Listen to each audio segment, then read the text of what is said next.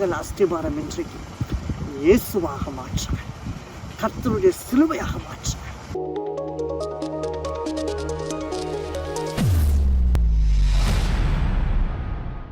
Hi friends, எல்லாரும் எப்படி இருக்கீங்க? ஒரு பில்டிங் கட்டுறதுக்கு முன்பதாக நமக்கு ஃபவுண்டேஷன் போடுவோம் இல்லையா, அஸ்திபாரம் போடுவோம்.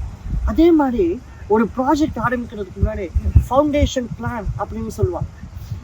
என்னவா இருந்தாலும் நமக்கு ஒரு ஃபவுண்டேஷன் தேவை. பிரியமான தேவை, ஒரு குடும்பம் கட்டப்பட வேண்டும் என்றால் அன்பான ஒரு ஃபவுண்டேஷன் அதுக்கு தேவை. ஒரு ஆர்கனைசேஷன் கட்டப்பட வேண்டும் என்றால் ஹார்மனி என்னும் ஃபவுண்டேஷன் அதுக்கு தேவை. நம்மளுடைய வாழ்க்கையிலையும் ஃபவுண்டேஷன் இருக்குதா அப்படிங்கிறத நம்ம சிந்திக்க முடியும். நீதிமொழிகள் 10:25 நீங்க பாருங்க.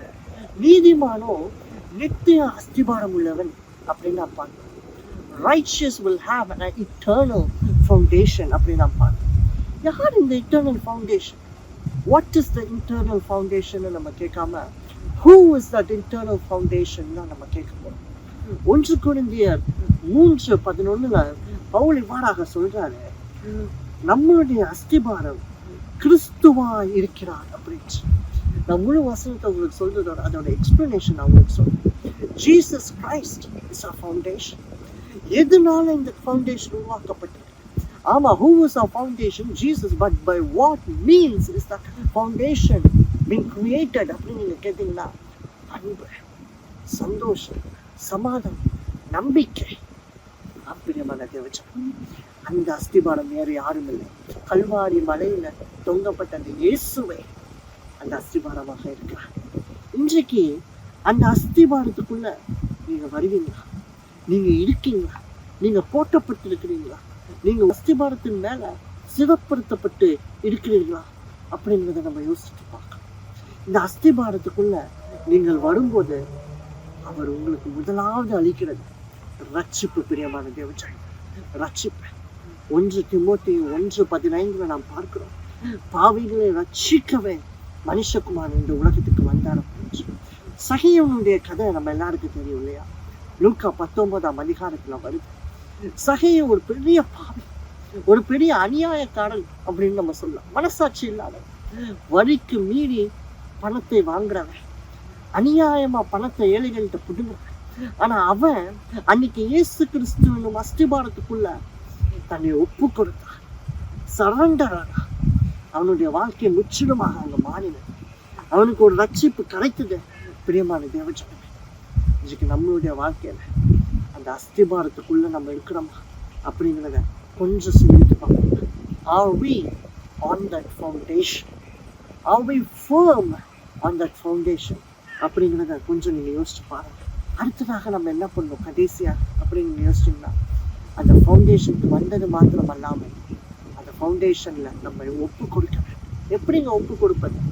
1 பேதுரு 2:24 நம்ம பாவங்களுக்கு செத்து பிழைக்கும்படிக்கு மனுஷகுமார் தன்னை ஜீவ பலியாக ஒப்பு கொடுத்தாரு. நான் சொன்னேன், ஃபவுண்டேஷன் வேற எதுவுமே இல்லை, சிலுவை. நீங்க அந்த சிலுவைக்கு நீங்க வரும்போது உங்களுடைய பாவங்களை மாத்திரம் உங்களுடைய எல்லா க்ளோரியையும் அங்க நீங்க ஒப்பு கொடுக்க வேண்டும். மகிமை, உங்களுடைய மகிமை, உங்களுடைய எல்லா பெருமை, உங்களுடைய எல்லா மகத்துவங்கள், உங்களுடைய எல்லா என்னால் முடியும் என்றும் யோசனைகள், அது எல்லாவற்றையும் நீங்கள் அங்கே ஒப்பு கொடுக்க வேண்டும். All your abilities should be surrendered on that foundation.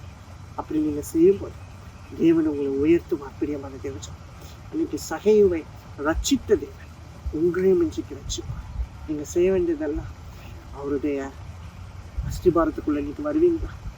பாவம் மற்றும் இல்லை பிரியமான தேவன், வியாதியிலிருந்து ஒரு விடுதலை, எதிர்காலங்கள் பயத்திலிருந்து ஒரு விடுதலை, தரித்திரத்திலிருந்து ஒரு விடுதலை. என்ன செய்ய வேண்டும்? அஸ்திபாரத்துக்குள் வர வேண்டும். அவ்வளவுதான் பிரியமான தேவன்.